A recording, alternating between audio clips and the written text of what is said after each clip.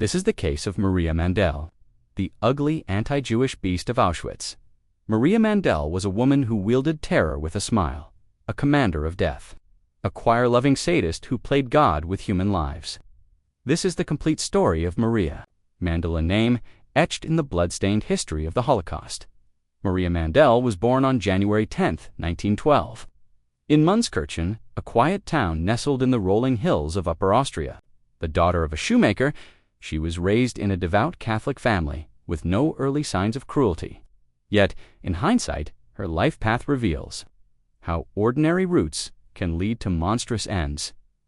After the Anschluss annexation of Austria into Nazi Germany in 1938, Mandel saw an opportunity.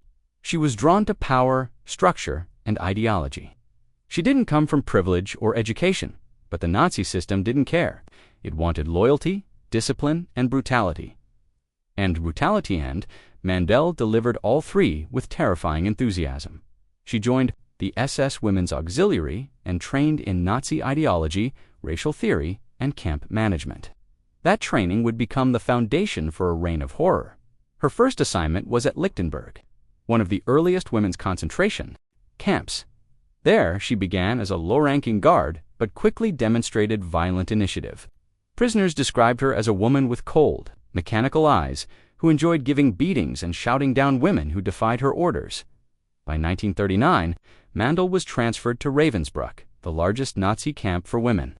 It was there she first truly rose to power. She was promoted to Upper Austria chief, female overseer, the top female authority in the camp. Her duties included organizing roll calls, distributing punishments, selecting prisoners for medical experiments, and maintaining discipline. But Mandel went far beyond her duties. She personally beat women, dragged them by the hair, and used whips and sticks for infractions as small as glancing away during inspection. One survivor, Emily Noy, recounted how Mandel once beat a woman until she collapsed, then continued beating her unconscious body. Her nickname became the whip long before Auschwitz ever knew her.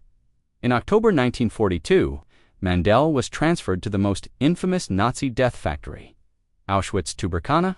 She was no longer just a brutal guard, she was now Lagerführerin, the highest-ranking female in the camp system. Her word was final. Her decisions were fatal. She oversaw tens of thousands of female prisoners, as well as the SS women guards below her, including names like Irma Gries, who would go on to become infamous herself. Mandel selected which women lived to work, and which were gassed. She made these selections daily. She would stand at the train ramps, watching frightened Jewish families arrive in cramped cattle cars. With a simple gesture left or right, she decided who would be gassed that day. According to camp records and trial documents, Mandel was directly responsible for over 500,000 deaths. Mandel's cruelty was not just about death. It was about breaking the human spirit. She forced women to strip naked in winter temperatures and stand for hours while she mocked them. Her punishments were creative in their sadism. Some were forced to crawl across gravel. Others were forced to beat fellow inmates under threat of death. If a woman fell ill, she was selected for extermination, sometimes by Mandel herself. A cough or limp could be a death sentence. But Mandel's most bizarre and horrifying creation was the Women's Orchestra of Auschwitz.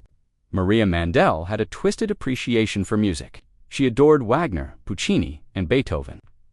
At Auschwitz, she turned that love into a mechanism of control and despair. She formed the Auschwitz Women's Orchestra, forcing prisoners to play instruments while watching their friends die. They played marches as new prisoners walked toward the gas chambers. They played lullabies as women were whipped or executed. They played until their fingers bled and their minds broke. The conductor was Alma Rose, niece of famed composer Gustav Mahler.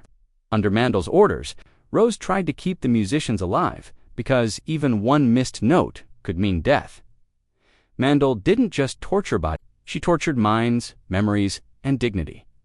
Despite her love for order and appearance, Mandel's obsession with camp hygiene led to mass death. In early 1943, she ordered a full-scale disinfection of the women's barracks in the middle of winter.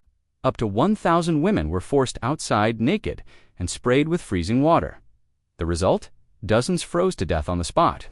Others were later shot for collapsing. Mandel inspected the process personally, sometimes smiling as frostbitten women begged for mercy. In March 1944, Maria Mandl was rewarded with a 100 Reichsmark bonus by Commandant Rudolf H.S. for her efficiency and discipline. She had become one of the most respected SS women by high command. She even appointed Irma Greuze to oversee parts of Birkenau, effectively grooming another monster. Her actions weren't rogue. They were institutionalized, systematized, and admired by the Nazi elite. When the Soviets approached Auschwitz in January 1945, Mandel fled west. She tried to disappear in Bavaria, but was captured by U.S. troops in late 1945 and handed over to Polish authorities. She stood trial during the Auschwitz trials in 1947. Multiple survivors testified about her murders, beatings, and selections. She offered no remorse, claiming she had followed orders. The court sentenced her to death by hanging. On January 24, 1948, at just 36 years old, Maria Mandl was hanged in Montelupich prison in Krakow. Witnesses said she was calm, even as the rope was tied around her neck. Her final words were allegedly to be "Poland lives." So, ladies and gentlemen, this was the case of Maria Mandl. Stay tuned for more videos about women who've done the unthinkable.